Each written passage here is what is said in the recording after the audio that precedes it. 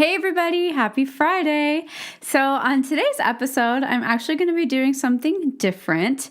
I actually, on my Instagram, asked all of you to ask me something interesting.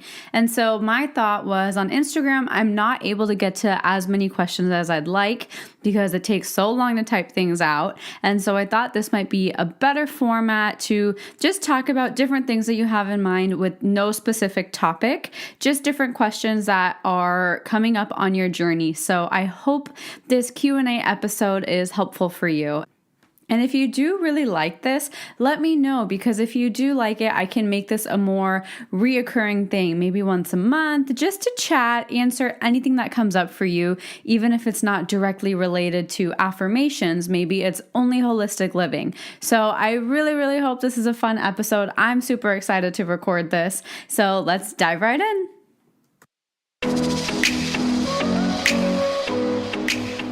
Hi everyone, my name is Pyle Agrawal and I want to welcome you to the Affirmation Addict podcast. Affirmations have changed my life and now it is my mission to help you use them to change yours by using affirmations every day to manifest things your way. My goal is to make affirmations attainable and accessible to every single person, including you, because you have the ability to take control and create your reality. So come with me on my journey and let's see what we can manifest together. All right, it is Q&A time. So if you did miss the intro, basically on my Instagram a few days ago, I asked you to ask me something interesting. And if for some reason you're not following me on Instagram, my handle is simply @Affirmation Addict. Super simple. So go on there and next time I do another Q&A, you can ask me some of your questions too. And so I'm going to go in just the order I received them and answer as quickly and just honestly as possible without thinking through. So I am not going to edit out anything. I'm just going to talk free flow from this point forward. Alrighty. What is the easiest way to lighten energy? Ooh, this is such a good question. To me, the easiest way to lighten your energy is to either come back and focus on your breath or to cut the cord. I've talked about this before, but it's basically when you're talking to someone or you're around people that are bothering you, you can do this activity. It takes 1 minute called cutting the cord. And you basically just swipe in front of you from an up and down motion from your forehead to your stomach and say, I cut the cord with you, because you're letting go of that energetic connection that you have that's not serving either of you very well. And that's what I do to lighten up my energy. And practicing different affirmations, of course, as well as just focusing on my breath, because I think when you're feeling really heavy, your breathing changes. When you feel heavy, your breathing is shorter and shallower. So if you can shift your attention and focus on deeper breaths, no matter what you're doing, that'll really help lighten your energy. And if you're into crystals, I really like selenite for cleansing my energy. I actually do it before and after all my client calls, podcasts, just so I can have the cleanest, purest energy going into different things. So those are a few of my favorite tricks to lighten energy. Okay, what is my favorite dessert, color, outfit, and Hindi movie? Okay, so my favorite dessert is anything with chocolate. I love dark chocolate. I don't like milk chocolate or white chocolate. So anything with dark chocolate. But honestly, like every single day I could have like a warm chocolate chip cookie and that would be my favorite. My favorite color is like a pinkish red. Outfit, I love two favorite outfits. One is like full on Indian clothes because I feel like a princess and I like lehengas. Those are my favorite. Or to be honest, like a crop top and leggings. That's my go-to daily outfit. And my favorite Hindi movie, I'm going to throw it back to Hum Saath Saath Hai. For those of you who do not know what a Hindi movie is, I have never heard of Hindi movies. It's basically an entire film industry in India. And so they're Bollywood movies. And so I grew up watching those. I still love watching them. And they're really cool. Now they have subtitles and they're doing more artsy stuff. So if you've never seen one, it's a really cool experience and highly, highly recommend it. Okay, next one is Himalayan salt lamps. How do they help? Himalayan salt lamps, basically the theory behind them is the salt radiates different ions. And so these ions help clear up the space and attract more ions that you want. I can't back up my facts completely because I don't know if it's like positive or negative ions. I don't remember, but basically it helps purify the air and attract more of like the atoms that you need for your air quality, just for more positive vibration. So that's why Himalayan salt lamps are very, very popular. And I love them. I think they look beautiful. And I feel like it's a nice little healing tool that just makes people happy. So if you are attracted to them, I think it's definitely something to invest in. And there's a lot of different price ranges now. There's a lot cheaper ones, there's more expensive ones. So they're making it really affordable for all people.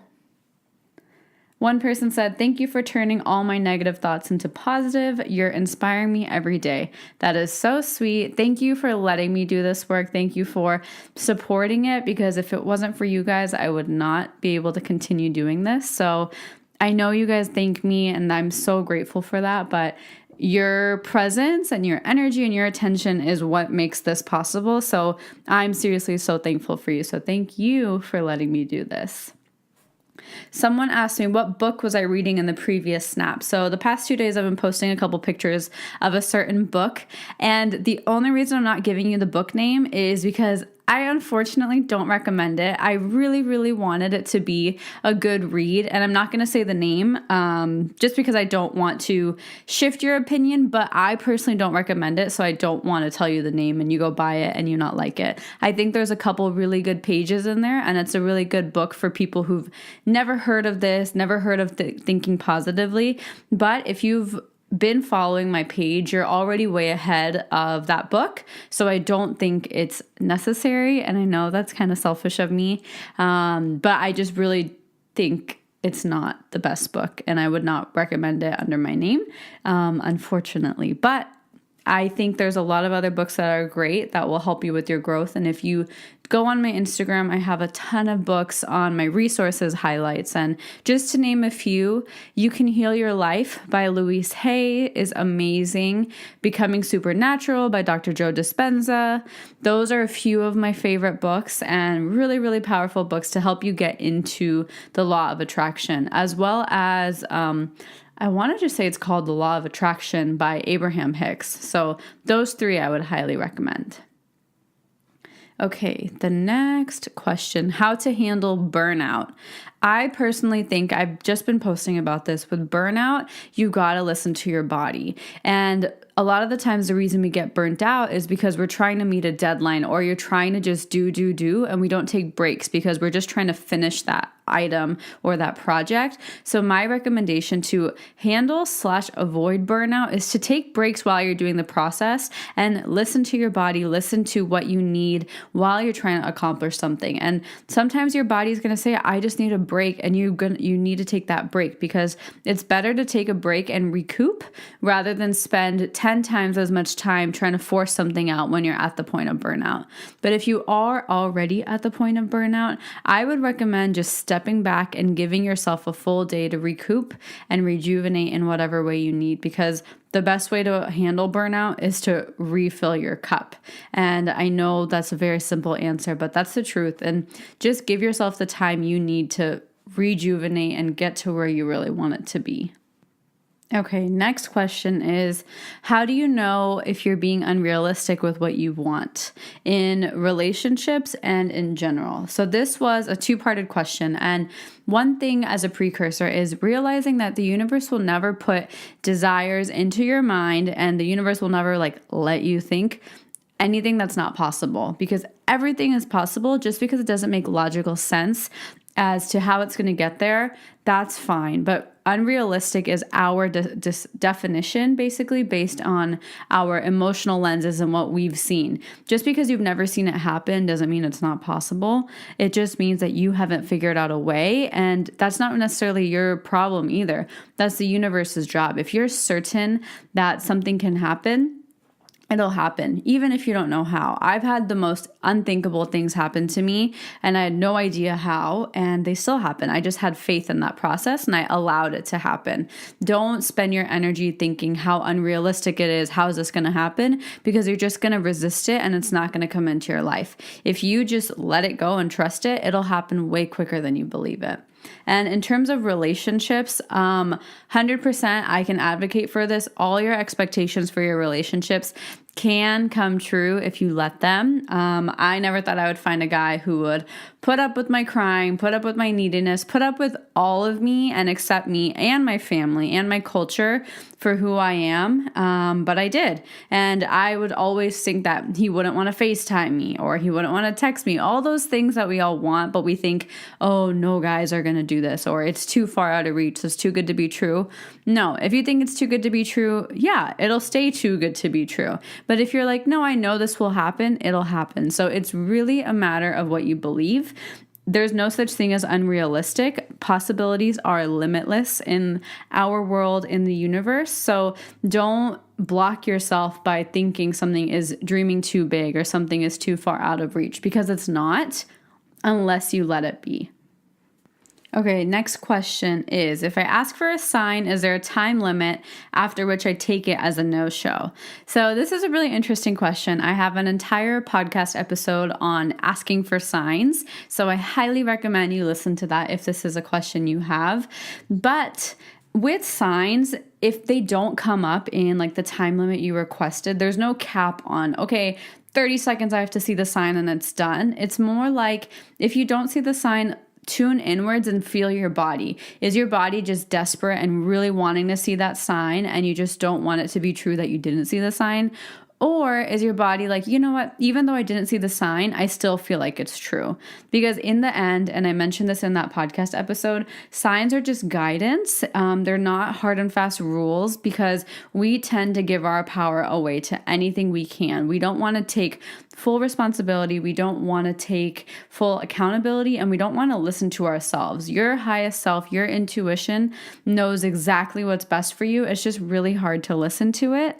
And so if you find yourself searching for a sign so hard, take a step back and ask yourself, what do I really feel about this situation? That's going to be the best answer, even better than a sign, even better than your angel numbers. So really, really take your power back, because you deserve to trust yourself more than anybody else or any outside force. When starting out, did you make mistakes while manifesting? Interesting. So it depends on what your definition of mistakes is. And I'm assuming you mean that something I wanted didn't manifest. And the answer is yes. There's no right or wrong in manifesting. We are always manifesting. You always have been. You always will be. It's more so if something I want didn't come true in my desired timeline, then I understood that something better came out of it. And I've seen that multiple times. For example, I manifested my dream job, but I hated it. So that could be my learning lesson. It's not a mistake unless you perceive it as a mistake. So things might not always go your way, even if you manifest it, or even if you don't manifest it, but that's because there's bigger plans out there for you and bigger learning lessons. So when things aren't going your way, take it as an opportunity to learn and just trust that everything is working out exactly as it's supposed to be, because up to this point, things have worked out, haven't they? Even if you don't feel like it, I can guarantee you they're working out for your greatest good. Next one. Does your husband ever feel insecure about your knowledge? Whoa, weird saying husband. Not my husband yet. He's my fiance. No, he doesn't. He is actually the most supportive person. He wants me to just put everything I have into this business. And sometimes I need breaks because it takes a lot of giving. It takes a lot of energy for me to do what I do. And he is so sweet and so supportive and just wants me to he's like, keep doing this. You're so powerful. You're changing so many people's lives. So he is my number one supporter and has never, ever shown any kind of insecurity or anything. And I'm so thankful because he has let me just blossom throughout this process and has been by my side the whole way. When you were a little girl, what did you want to be when you grew up? What advice would you give to your younger self? So when I was little, at one point for a while, I really wanted to be a cashier because I loved shopping. And so I thought if I was a cashier, I would be able to shop for my own stuff. And then I eventually wanted to be a doctor. And then that changed into just being exactly like my mom. I wanted to be like a fashion designer. What advice would I give to my younger self? So I would tell my younger self, everything is working out, even if you don't believe it. things, if they don't make sense, they will make sense one day. And just to really own my power, don't dim my light to make other people feel better. I grew up people pleasing. I grew up making myself sound not as smart, making myself not as seen so other people could be seen. So I would tell my younger self to just let my true self shine at all points, because I am here to do that, and we all are. And just because I'm shining doesn't mean someone else isn't. So that's really what I would tell my younger self. Okay. I struggle with negative things society gives off about writing affirmations. Help. Ooh, interesting one. So if you are caught up in society's perception of manifestation, affirmations, and law of attraction, like if people are saying that's too easy, you're being lazy, well, maybe you don't have the best understanding of what this stuff means. Affirmations doesn't mean you just write it and it manifests right away. You're just shifting your mind. And it's not your job to prove to somebody else that this works. Like, don't be concerned about what everybody else thinks. It's really important for you to trust in it. If you don't trust in it and you're not confident in it, it's never going to work for you. So start realizing that it's important for you to just be proud that you have this knowledge, and maybe you can try explaining it to them. But if not, that's okay. Like, to each their own. It's not your job to fit in with society's molds. It's your job to fit in with what feels best and most aligned with you. How did you and Tom meet? Ooh, so me and Tom, we met by chance in Seattle. I was in college. He just moved here from the military, from one of his old bases. And I spontaneously decided to come with some of my guy friends. And he was going to meet up with these guy friends. So these guy friends were my college best friends. And they were his childhood best friends. So we were all going to spend the whole weekend together. And basically we met then and just clicked instantly. I have an entire episode about him being my soulmate and manifesting like your soulmate, but we basically started dating the next day after we met, and we've been together ever since. So it's been over 2 years, and now we are engaged, getting married next year. So things are good, and I'm so grateful for the way we met, everything we've had to endure and go through. So it's been a really cool journey with him.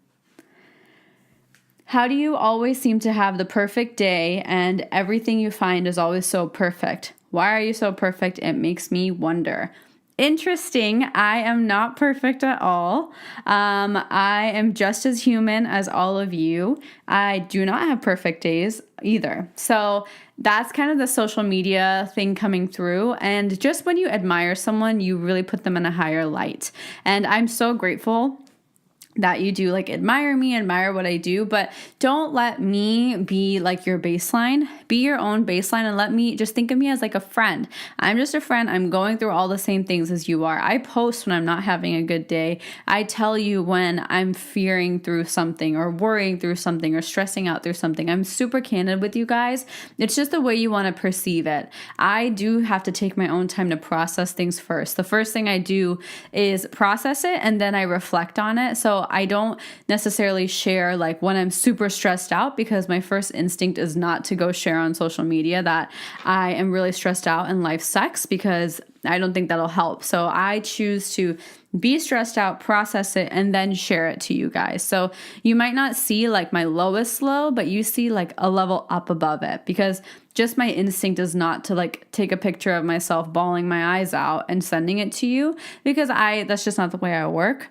But I do have low days. I am human. Just what you are is what you get, and you are on this journey with me, meaning we are connected and aligned in some way or the other. So just remember that you're just as perfect as you may think I am or somebody else on social media is. Just allow yourself to be as powerful as you want someone else to be in your life.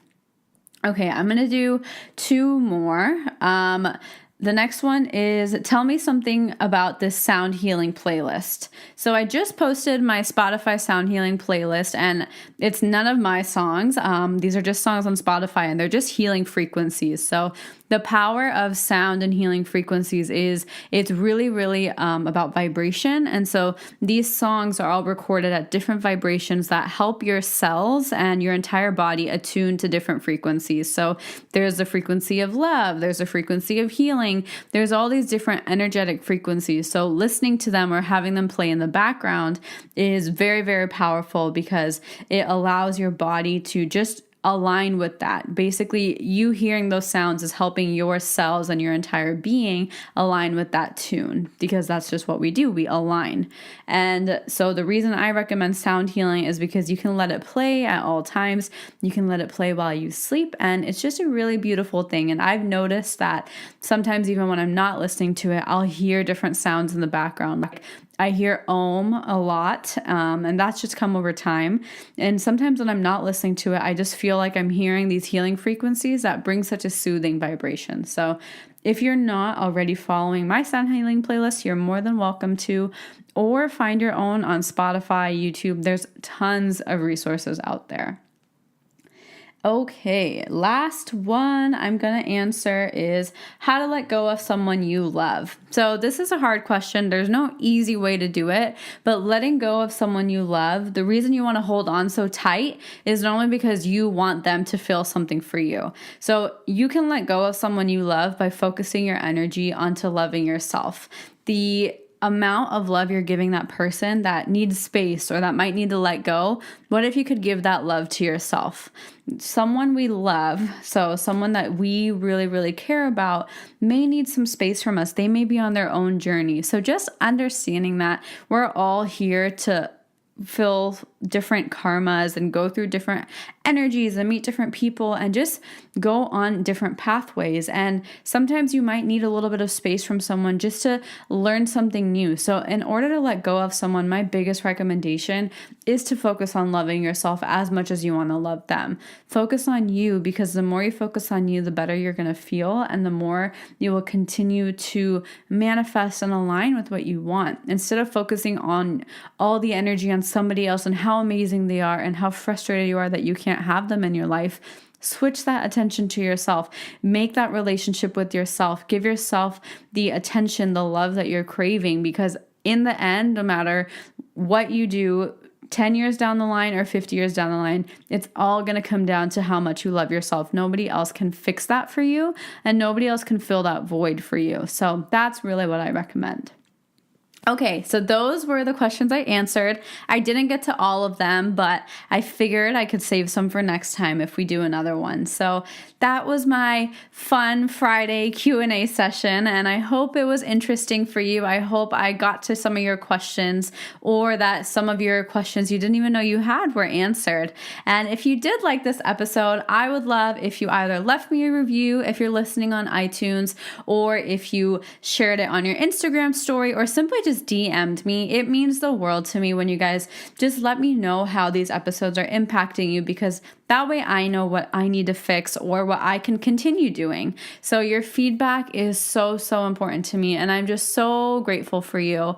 I'm so grateful for the journey we've been on. It's been almost a year, and I'm so grateful. So thank you for being here. I hope you have a beautiful weekend, a beautiful rest of your day, and just enjoy yourself today. And remember, you have everything you need within you. So try not to give your power away. Try to hold in your power and realize like everything is in your hands. Everything is within you. So have a beautiful rest of your day, and I'll talk to you very, very soon. Mwah. Bye. That's all I have for you guys, and I just want to say thank you again for spending some time with me. I really hope you enjoyed this episode, and if you did, head over to my social media. I'm on Instagram, Facebook, and Twitter, or go to my website if you want to subscribe to my email list, which is affirmation-addict.com. I cannot wait to hear from you guys, and I will talk to you guys super soon. Have a good one, you guys. Bye.